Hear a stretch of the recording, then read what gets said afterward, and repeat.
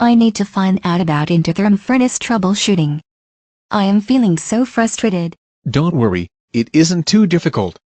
I will let you know what you can expect if you have an Intertherm furnace. Oh, thank you so much. I am not exaggerating when I say I really need to find out what is wrong.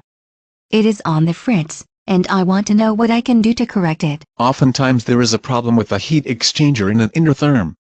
Try cleaning that as a method of first attack. When it comes to sorting out issues, this may set the furnace back to operating properly. You should also check to see if there is anything blocking the flue. Sometimes an insect nest can cause the unit to not work properly. Another thing you can check if your furnace works fine one day, and not the next, is the thermostat. That is a common problem with Intertherm furnaces. You can get off and reset the thermostat to get the furnace working properly again.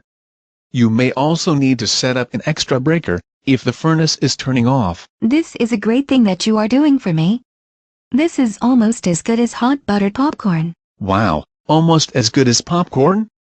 I am flattered. Another thing you can do in terms of Intertherm furnace troubleshooting, is if you notice the furnace is blowing cool air instead of warm, is to open the access panel and locate a large shiny box. Make sure your limit switch inside is set to either 90, 120 or 200. These are the proper settings, and should get your blower blowing warm air again. Well, all of these issues seem pretty easy to resolve, so I think I can fix my furnace. Thanks again for your help.